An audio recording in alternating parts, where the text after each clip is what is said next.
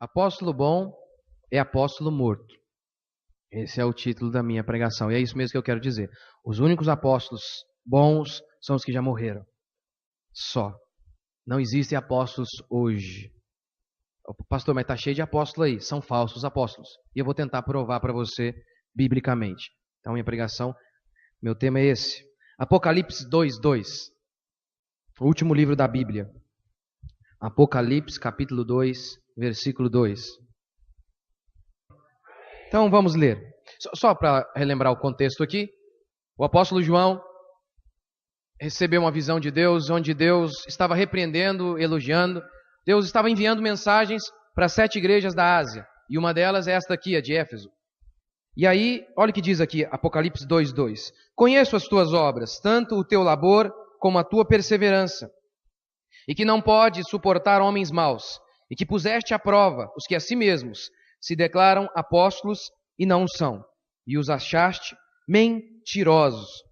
Aqui diz o texto que eles colocaram à prova aqueles homens que se diziam apóstolos. Eles testaram aqueles apóstolos. Então veja, de maneira nenhuma, eu não quero fazer parte daqueles jovens que existem na internet hoje, que não tem nenhuma história para contar com Deus, que nunca evangelizaram uma alma e que saem dando tiro para todo que é lado, xingando todo mundo que aparece, humilhando e ofendendo a todas as pessoas. Que Deus nos livre disso. Deus nos tenha misericórdia de nós. Entretanto, também não quero cair para aquele outro extremo de apatia total, onde nós não confrontamos o pecado. Porque a gente tem que se lembrar constantemente que grande parte do ensinamento de Jesus não foi apenas dizendo assim, faça isso. Foi dizendo assim, está vendo os fariseus? Não os imitem. Não sigam esses homens. Esses homens são pessoas malignas que podem conduzir você para o buraco. São cegos guiando cegos. Ambos vão para o barranco. Então, espero que esse seja o meu coração para instruir a nossa igreja, ficarmos livres de falsos profetas que nos conduzem para o buraco, que nos conduzem para a perdição, porque esse é o destino deles, diz a palavra de Deus. Mas aí, nessas horas, quando a gente tem uma pregação como essa, muitas pessoas gostam de citar aquele texto de Mateus capítulo 7 de maneira distorcida, fora de contexto. Mateus 7:1 diz assim, não julgueis, para que não sejais julgados. Mas também está escrito em João 7:24, não julgueis pela aparência, e sim pela reta justiça. E aí, olha o que o apóstolo Paulo diz. Falo como a criteriosos, julgai vós mesmos o que eu digo. É impressionante.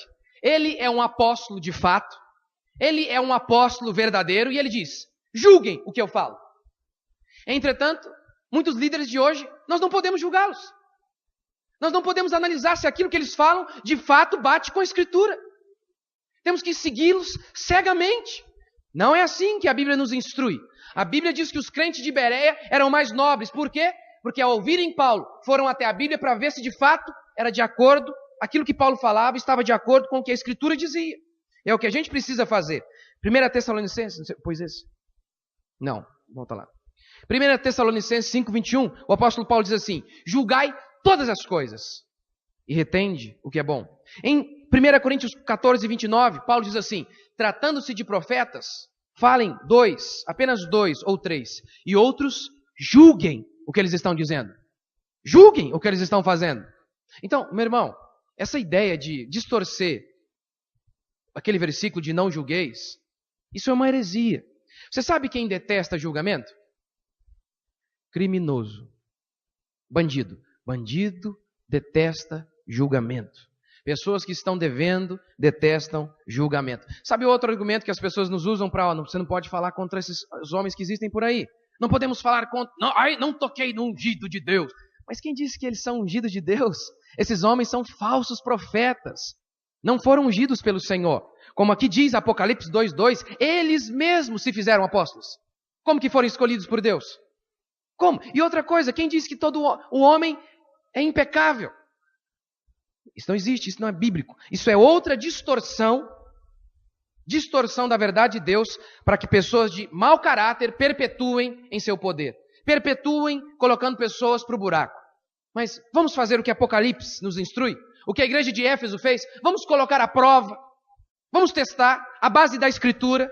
Essa é a reta justiça. Se de fato eles são apóstolos. Na minha opinião, e na opinião de muitos outros, Não existem apóstolos hoje. E eu vou te dar alguns argumentos bíblicos para provar isso. Primeiro princípio de quem era apóstolo de verdade. Para a gente pôr à prova os apóstolos, nós precisamos saber qual o critério para que alguém seja apóstolo. Qual o primeiro critério para que alguém seja apóstolo? Primeiro critério, ter andado com Cristo e sido testemunha da ressurreição. Você pode dizer isso para a pessoa que está do seu lado? Ter andado com Cristo? Eu estou falando, obviamente, disso porque hoje tem apóstolo em tudo que é lugar hoje. E eu vou tentar te mostrar no final como que isso é tão sério. Você não tem noção como que isso é sério. Como que isso é doentio e pode destruir uma igreja. Eu vou te mostrar. Mas, então, primeira característica de um apóstolo, ter andado com Cristo e sido testemunha da ressurreição. Os irmãos lembram muito bem que Judas se enforcou. Por isso, os apóstolos decidiram colocar outro no lugar dele. Qual a característica que os apóstolos exigiram necessária para que aquele homem fosse escolhido no lugar, Matias, no caso, fosse escolhido no lugar de Judas? Atos nos mostra. É necessário, pois, que dos homens que nos acompanharam todo o tempo que o Senhor Jesus andou entre nós, começando no batismo de João, até o dia em que dentre nós foi elevado às alturas, um destes se torne testemunha conosco da ressurreição. Essa era a característica básica do apostolado. Ter andado com Jesus Cristo aqueles 3 anos ali e sido testemunha da ressurreição. Talvez você já esteja pensando agora no apóstolo Paulo. Pastor, e o apóstolo Paulo? Como que a gente explica ele? Aí eu vou com você lá para 1 Coríntios capítulo 15. Vamos lá? 1 Coríntios capítulo 15. 1 Coríntios capítulo 15, versículo 3. 1 Coríntios capítulo 15, versículo 3. Então, a regra era andar com Cristo, ter visto Cristo e sido testemunha da sua ressurreição. Vamos lá. 1 Coríntios 15, 3. Todo mundo achou, amém? Vamos ler. Antes de tudo vos entreguei o que também recebi, que Cristo morreu pelos nossos pecados, segundo as Escrituras. Foi sepultado, ressuscitou ao 3º dia, segundo as Escrituras. Apareceu a Cefas, que é Pedro, e depois aos 12. Depois foi visto por mais de 500 irmãos de uma só vez, dos quais a maioria sobrevive até agora, porém alguns já dormem. Depois foi visto também por Tiago, mais tarde por todos os apóstolos. E afinal, depois de todos, foi visto também por mim. Preste atenção agora no que ele diz. Como por um nascido fora de tempo. E aí ele continua. Porque eu sou o menor dos apóstolos, que nem sou digno de ser chamado apóstolo. E até aí. Paulo diz assim, ele foi visto por todos, depois por mim, e aí associa a questão de ter visto Jesus com o seu apostolado. Logo depois de falar, foi visto por mim, porque sou o menor dos apóstolos. E aí ele usa a expressão, como um nascido fora de tempo. Por que nascido fora de tempo? Porque a regra era essa, ter andado com Cristo. Mas ainda assim ele podia ser. Por quê? Porque Paulo não teve uma visão de Jesus. Paulo não teve um sonho com Jesus. Paulo foi de fato testemunha da ressurreição, haja visto que Jesus literalmente apareceu, se mostrou para Paulo no caminho de Damasco. Portanto, Paulo pode ser apóstolo porque ele foi testemunha, ele viu. Esse é um testemunho básico. Tanto que 1 Coríntios 9, olha o que diz lá. Não sou apóstolo, não vi Jesus. Sempre a questão de ser apóstolo na Bíblia está associado com esse fato de ter visto Cristo Jesus, de ter andado com Ele. Isso é fundamental. Cristo se revelou a Paulo. Lá em Gálatas, mais uma vez, Paulo diz assim, eu não aprendi o que eu sei de homem nenhum, mas Cristo, por revelação, me instruiu. Paulo diz isso. Isso é fantástico e fenomenal. Pastor, mas a Bíblia menciona outros apóstolos. Por exemplo, Atos 14:14 fala de Barnabé, Romanos 16:7, Gálatas 1:19 fala de Tiago, como irmão de Jesus, como um apóstolo. Primeiro, que a primeira explicação possível é o seguinte, eles não são apóstolos no mesmo sentido do apóstolo Paulo e dos 12, porque eles são únicos. Eles são apóstolos no sentido de serem enviados, como por exemplo, hoje nós temos a palavra missionário, que é a palavra latina para apóstolo, que significa enviado. Mas no sentido de ofício, eram os 12 e mais Paulo. Entretanto, se ainda ficar dúvida, não, eles realmente tinham como ofício o apostolado. Não tem problema, porque eles podem se encaixar nesse padrão, porque eles andaram com Cristo e viveram naquela época. Agora, quem ungiu os apóstolos de hoje? Quem? Se durante 1900 anos de história da igreja não existiram apóstolos. Depois da era apostólica de Paulo e dos 12, os 12 não ungiram novos apóstolos. O Paulo não ungiu um novo apóstolo no seu lugar. Diz a Bíblia que Paulo e os outros iam ungido na igreja presbíteros, que é a mesma função hoje do pastor. Eles não ungiram novos apóstolos. Na Bíblia, então, essa é a primeira característica básica de um apóstolo: ter andado com Jesus e ter visto Jesus Cristo. Segunda característica de um apóstolo: ser comissionado diretamente por Cristo. Você pode dizer isso para a pessoa que está do seu lado? Essa é uma evidência clássica e muito fácil de perceber na Escritura. Os 12 foram comissionados diretamente por Cristo. Paulo foi comissionado diretamente por Cristo. Como eu disse, Cristo ungiu os apóstolos. Eu sou pastor, porque outro pastor me ungiu. Eu não posso me ungir. Preciso de que alguém que já é pastor, maior do que eu, me unja. Se depois da era apostólica não tem mais apóstolo, quem ungiu os apóstolos que existem hoje? Eles se aplicam exatamente aqui em Apocalipse 2:2. Aqueles que a si mesmos se fizeram apóstolos. Talvez, obviamente, eles vão dizer, não, como Rony Chaves, por exemplo, é um apóstolo, ele é apóstolo e diz que Jesus apareceu para ele. E ele então foi ungido apóstolo pelo próprio Cristo. Mas aí é uma diferença enorme entre Rony Chaves e o apóstolo Paulo. O apóstolo Paulo ressuscitou mortos. O apóstolo Paulo escreveu a Bíblia inteira. O apóstolo Paulo nunca foi acusado de desviar dinheiro. E a maioria desses homens aí, apóstolos do nosso país e no mundo, tem esses probleminhas aí na sua vida. Então, a vida do apóstolo Paulo testifica e comprova o seu chamado. O seu estilo de vida testifica acerca do que ele é. Porque Mateus 7, Jesus diz que a gente iria conhecer os verdadeiros homens de Deus pelos seus frutos. O apóstolo Paulo talvez foi o maior missionário que o mundo já viu. Pelo menos esse é o testemunho da maioria dos homens de Deus. A vida do apóstolo Paulo comprova que, de fato, ele teve uma experiência única, que ninguém jamais teve nesse mundo. Paulo sempre diz assim: sou apóstolo, sempre se apresenta dessa maneira, apóstolo, não por vontade do homem, mas escolhido por Deus. Ele sempre diz isso. Paulo, apóstolo. Ele abre suas cartas sempre dessa maneira.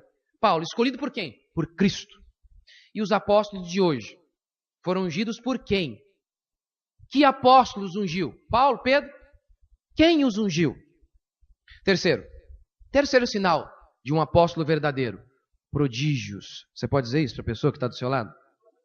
Põe lá, 2 Coríntios 12:12. Pois as credenciais do apostolado foram apresentadas no meio de vós, com toda a persistência por sinais, prodígios e poderes miraculosos. Ele não diz por milagres apenas, não é? Engraçado isso. Ele diz prodígios e milagres, e sinais e poderes miraculosos. Não é uma enxaquecazinha apenas. Não é como eu já vi em muitos lugares, onde o cara está com uma enfermidade, doença na pele, o pastor ora, 4 meses depois o cara volta dizendo, Deus me curou 4 meses depois. É claro que tudo isso é Deus que cura, porque toda cura, mesmo pelo remédio ou pelo médico, é a operação de Deus. Mas a gente está falando desse tipo aqui de cura, sobrenatural. Porque a de Jesus, o cara era leproso. Leproso, a pele dele totalmente destruída.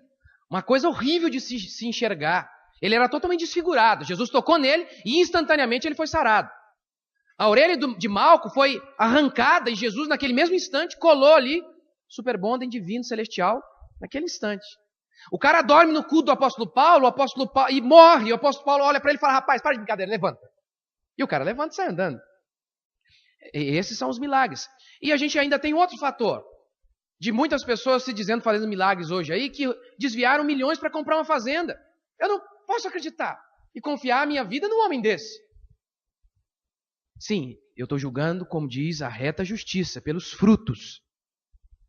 Uma pessoa que tem a coragem de ver uma senhorinha trazendo ali, com fruto de fé, um dinheiro, e ter a coragem de arrancar o dinheiro dela para comprar uma fazenda, meu amigo, um cara desse tem coragem de fazer qualquer outra coisa. Você pode ter certeza. Eu acho que os únicos milagres que esses homens conseguem fazer é de fazer o nosso dinheiro sumir. Esses milagres eles conseguem. Quarta característica de um apóstolo verdadeiro: sofreram horrores. Você pode dizer isso para a pessoa que está do seu lado? Você pode ir para 2 Coríntios 11:13 comigo, por favor? 2 Coríntios capítulo 11, versículo 13. 2 Coríntios 11:13. 2 Coríntios capítulo 11, versículo 13. Quantos acharam? Digam amém. Deixa eu só explicar o contexto aqui de Corinto. Essa é uma epístola onde Paulo está debatendo os falsos apóstolos. Eu vou ler para você esse versículo agora que diz isso. Paulo estava sendo questionado pelos falsos apóstolos. Os falsos apóstolos estavam dizendo que Paulo não era apóstolo. E Paulo, então, agora dá mais um sinal do porquê ele é apóstolo e aqueles homens eram falsos apóstolos. E aí Paulo começa a dar uma lista extensa de sofrimento. E ele diz, isso é uma prova de que eu sou apóstolo. O sofrimento, sim. A privação financeira, sim, é uma prova do apostolado. Olha o que ele diz em 2 Coríntios 11, 13. Porque os tais são falsos apóstolos, obreiros fraudulentos, transformando-se em apóstolos de Cristo. E não é de admirar, porque o próprio Satanás se transforma em anjo de luz. E os irmãos achando que eu sou duro. Os irmãos estão acompanhando o raciocínio comigo? O que Paulo está dizendo aqui? Olha, eu não fico admirado com os falsos apóstolos, porque o diabo também faz a mesma coisa.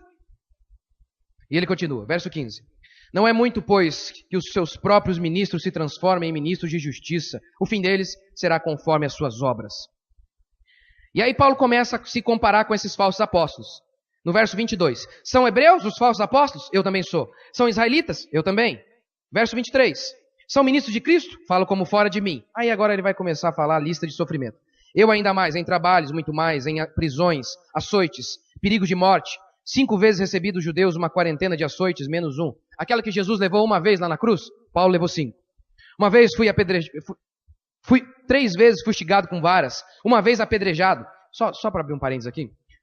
Quando esse momento que ele foi apedrejado, alguns homens, alguns teólogos chegam a acreditar que ele morreu.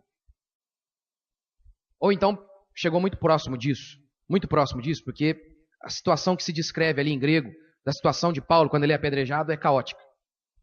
Em naufrágio 3 vezes, uma noite e um dia passei na voragem do mar, em jornadas muitas vezes, perigos de rios, salteadores, gentios, cidade, perigo no deserto, no mar, entre falsos irmãos, em trabalhos, fadigas, em vigílias muitas vezes, em fome, sede, jejum, frio, nudez e por aí vai.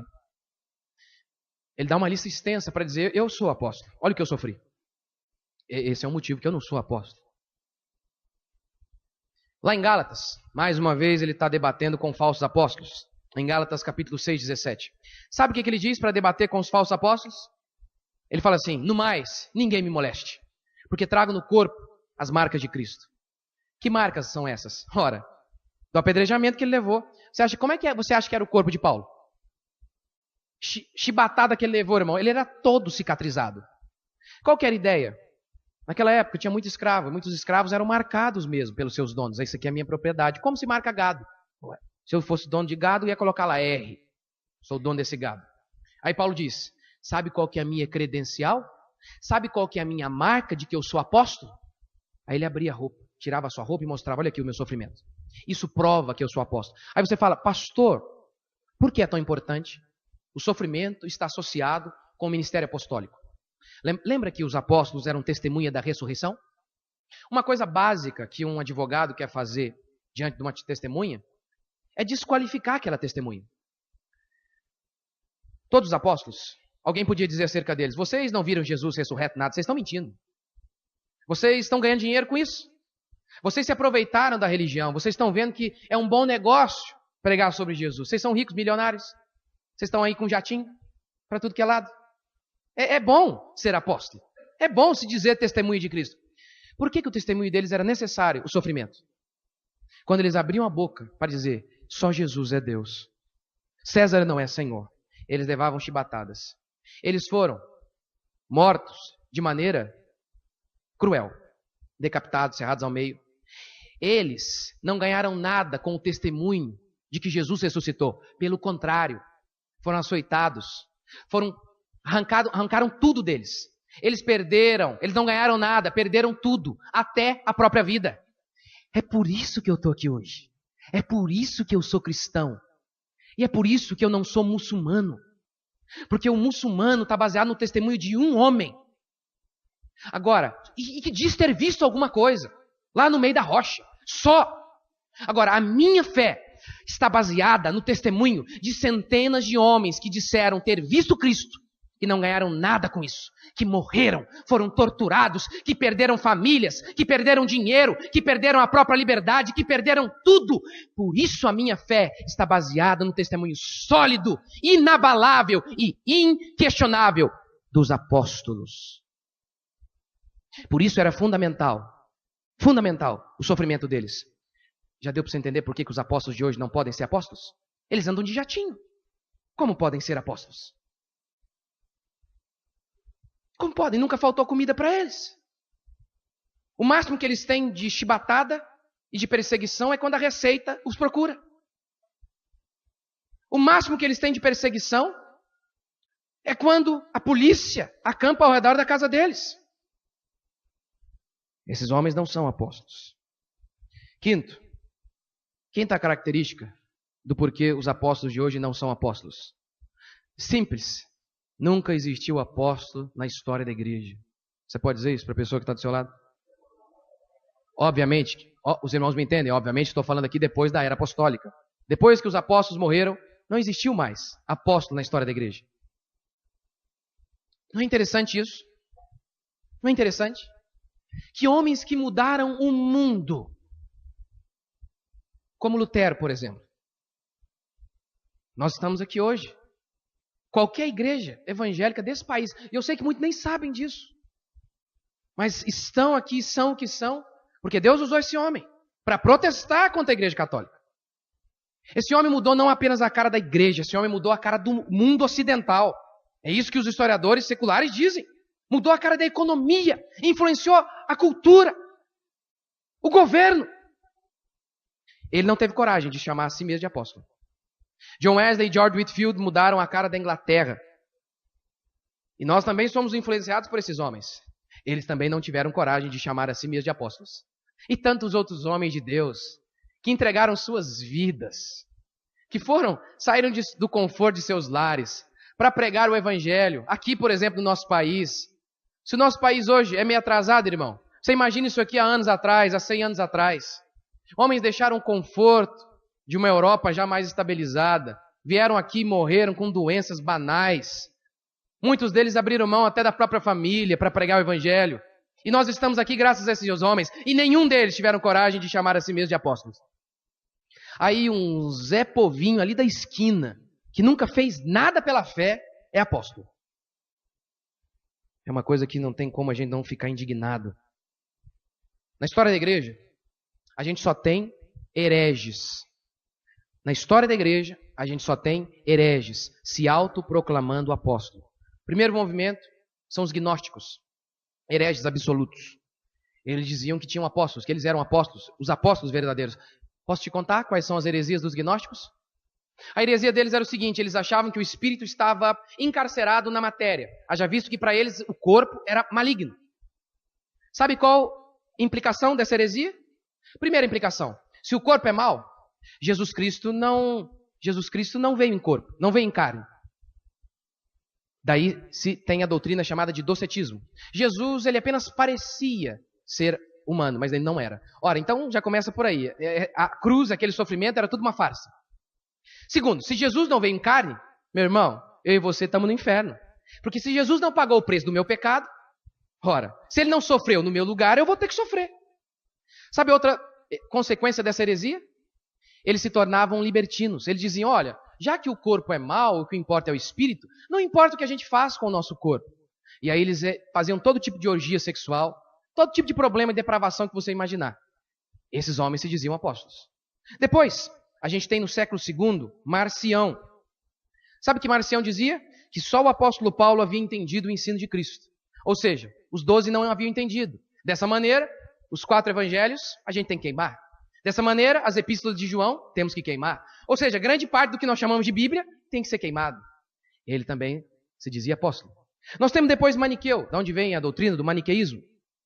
Sabe o que Maniqueu dizia? São muitas as heresias dele, vou falar só a mais fácil. Sabe o que ele dizia? Ele dizia que ele era o profeta de Deus, o último profeta de Deus. Lembra quando Jesus em João 14 disse assim para os discípulos: eu vou, mas eu vou enviar o Consolador para vocês. Todos nós entendemos que o Consolador é o Espírito Santo. Sabe o que Maniqueu dizia? O Consolador era ele. Maniqueu também dizia que era apóstolo. Nós temos também Edward Irving. Esse é mais recente, no século XIX. Ele começa com a história da restauração do ministério apostólico. Ele profetizou que Jesus iria voltar no ano de 1868. Pelo que eu estou informado, não voltou. Se voltou, me avisa. Não voltou também. E eu vou falar disso daqui a pouco. Profecia errada é uma prova de que é falso profeta. Ele também disse que Jesus assumiu uma natureza pecaminosa. Isso é uma heresia. Porque Paulo diz que Jesus veio em carne, mas sem pecado. Porque, ora, se o corpo de Jesus está doente pelo pecado, como ele pode salvar o meu corpo? Se ele não está curado, que sangue ele pode liberar para mim se o sangue dele está contaminado pelo pecado? Isso é outra heresia, mas ele disse isso.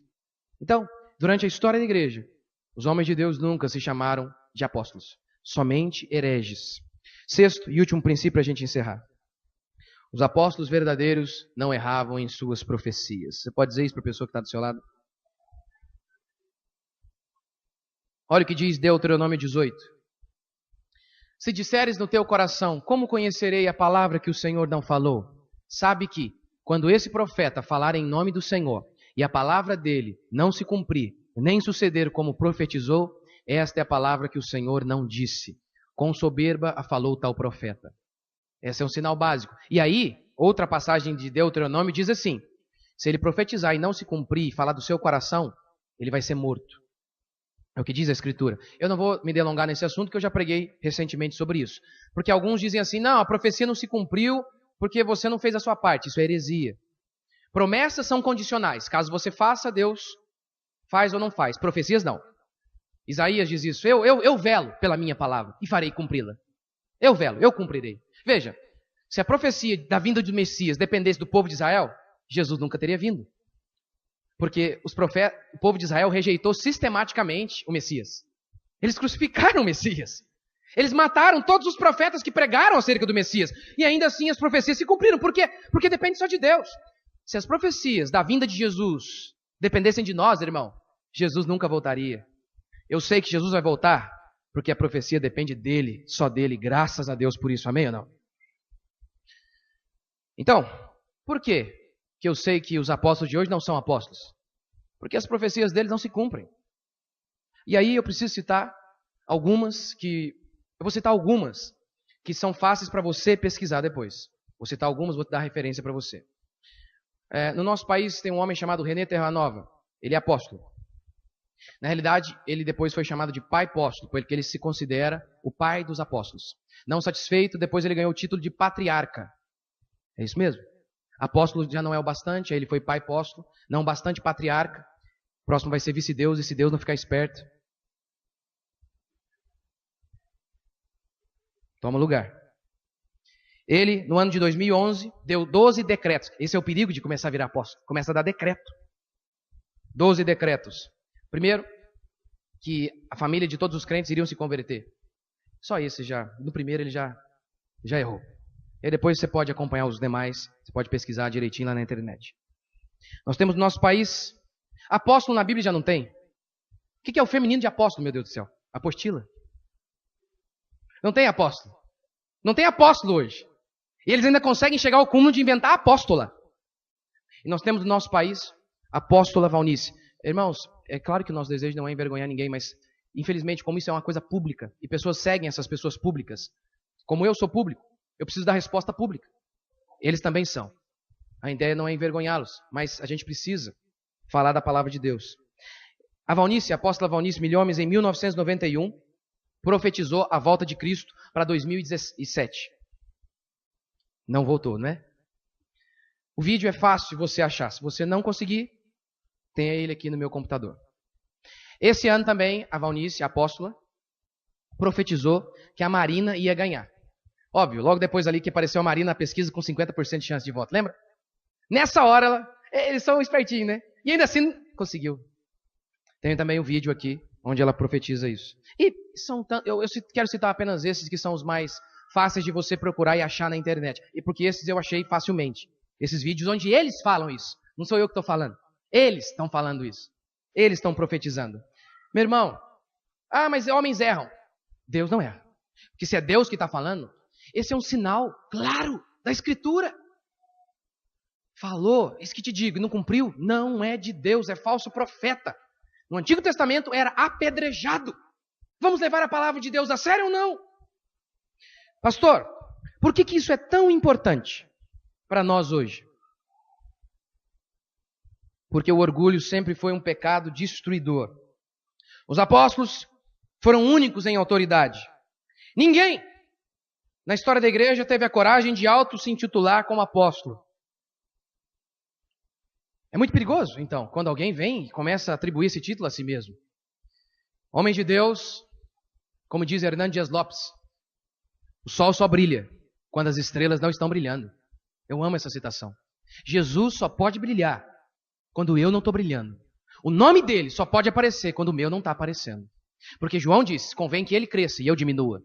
E aí, você vai perceber como que o homem de Deus tem pavor de títulos. Tem medo de títulos.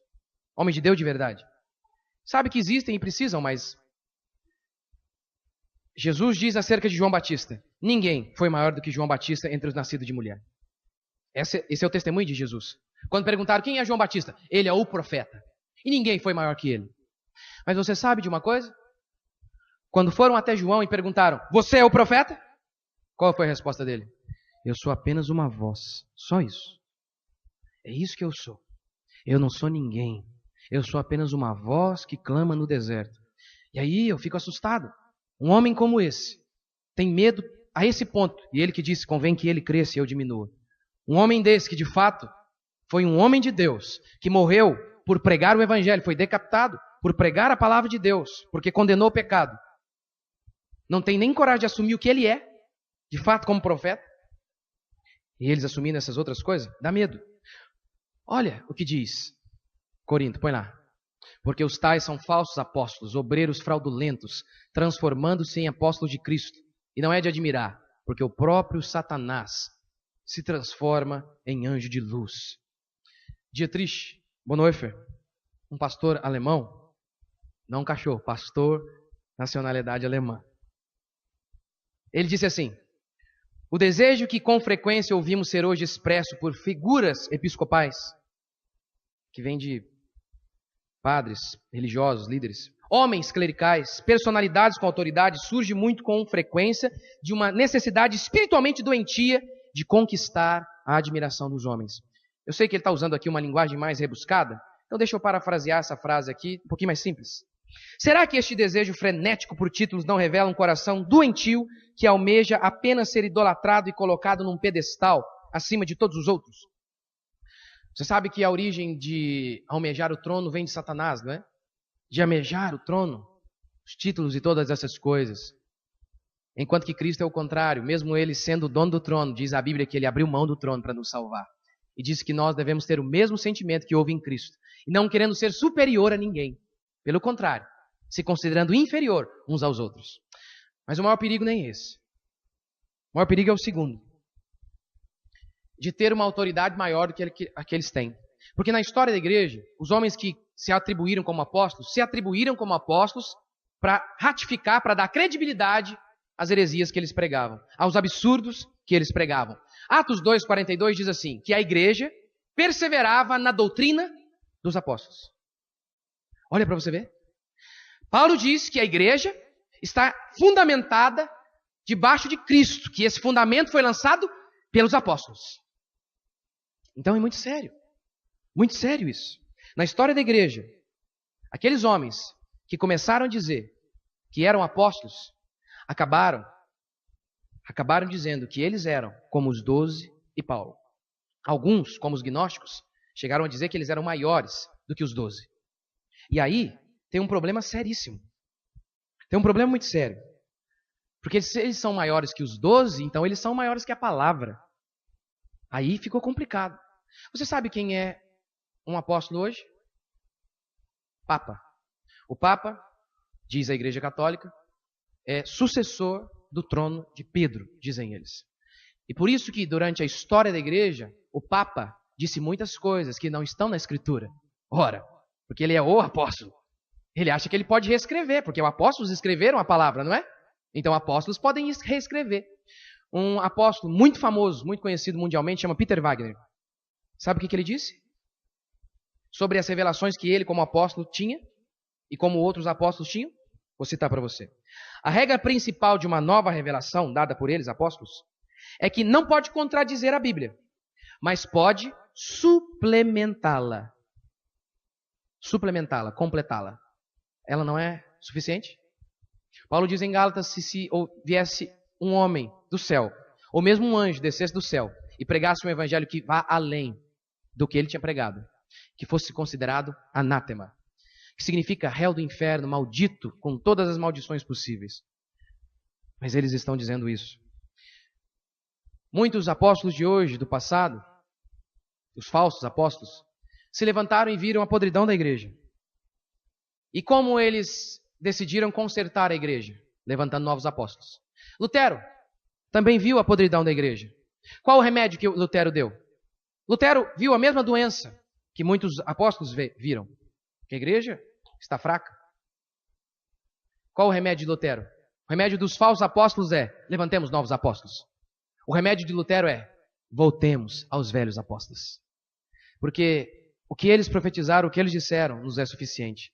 Portanto, meu irmão, rejeitar esses homens que estão por aí, resistir como o Apocalipse, como a igreja de Éfeso fez, é que vai determinar se nós seremos uma igreja verdadeira ou não. Sabe por que eu não preciso de nenhum desses apóstolos?